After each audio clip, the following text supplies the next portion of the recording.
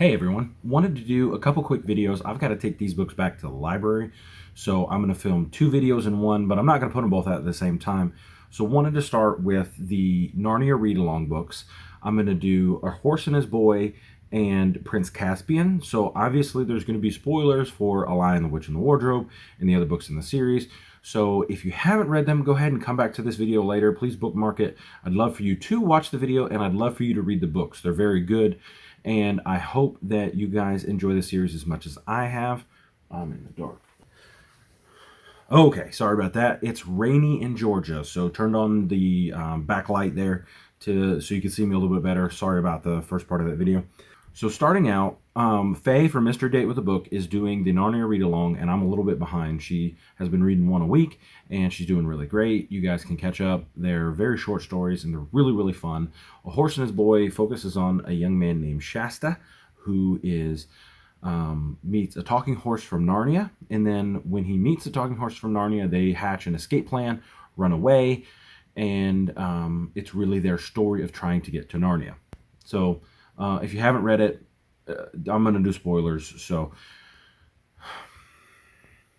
once these two start running away, you get their story where they are chased by a lion and they meet up with a young girl who is also on the run and another talking horse from Narnia. The four of them travel together. It's a whole lot of fun. But I don't really enjoy the story as much as I enjoyed The Lion, the Witch, and the Wardrobe. It's definitely my favorite of the series so far. I've read A Magician's Nephew, Lion, the Witch, and the Wardrobe, A Horse and His Boy, and Prince Caspian.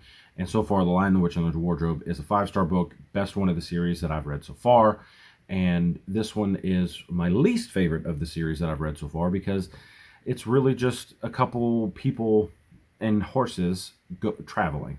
And then at the end, there's a big fight. It's kind of telegraphed that this boy's important. It's kind of telegraphed that Aslan is leading him along and trying to get him where he needs to go. He meets up in the big city with Edmund and Susan, and that's really neat. We meet his soon-to-be-found-out brother, and they, look just alike. And it's interesting how, the brother's more boisterous, but he's the second son, and then he ends up being the first son. And the king, he sees him, but he doesn't say anything, and he's excited that the prince of the kingdom comes back and saves him. It's a good story. It's a cool story, but definitely not my favorite. I didn't find myself enjoying it. I didn't tear through it like I did with Prince Caspian. I didn't tear through it like I did with The Lion, the Witch, and the Wardrobe. So moving on to Prince Caspian. We get Peter, Susan, Edmund, and Lucy again, and so they come back to Narnia. They're kind of pulled through, and they pulled through thousands of years in the future. So their home, Cair Paravel, has been in ruin. A whole nother group of people have come in, taken over Narnia. All the animal creatures are no longer talking. A lot of them have gone dumb, as they've, kind of said it. Like, they get attacked by a bear, and the bear's not a Narnian bear, so they don't mind killing it. That kind of thing. And then Prince Caspian is the true ruler of Narnia in the line of kings that took over Narnia, and his uncle is, like, forcing him out.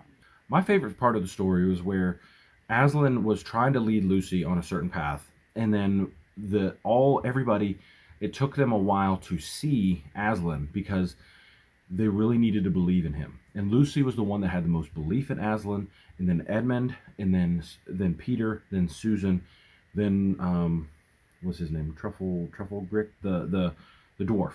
And as you know, C.S. Lewis is a big Christian, and so his idea of belief, Aslan is clearly a metaphor for Jesus Christ, and you see more as you believe. And I think it's a really neat way for you to understand faith. Faith in Aslan saved everybody, and he led them on the path that they needed to go. It was hard to see that path until Aslan showed them the path and had Lucy lead others to faith in Aslan again. And I thought that was really, really cool. That was an interesting way to tie it together. And through these stories, I'm really excited to share them with the children. I've been looking for a good hardcover set. I've been picking these up at the library, but I've been reading them on the Kindle. Libby's really cool because you can borrow ebooks from the library, and that's been a really neat thing that I can just hop in and get the illustrated versions on my Kindle and read them at my own pace. That was one of the greatest things about today's technology, that we can find books in so many different ways. You can find them in audiobooks, you can find them in written books, and I'm just so excited for the future of reading and books and what we'll do.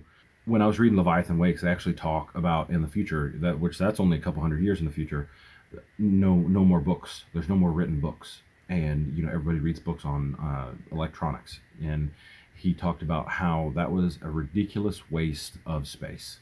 How you could put everything in a tiny bit of megabytes, and these people chose to put it in a book, and that it was a waste of space on a space station.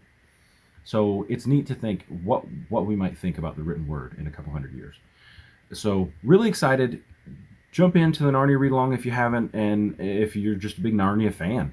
I'd love to hear your thoughts on these two books. Did you feel the same way I did about A Horse and His Boy being not as exciting, and Prince Caspian being my second favorite book in the series so far?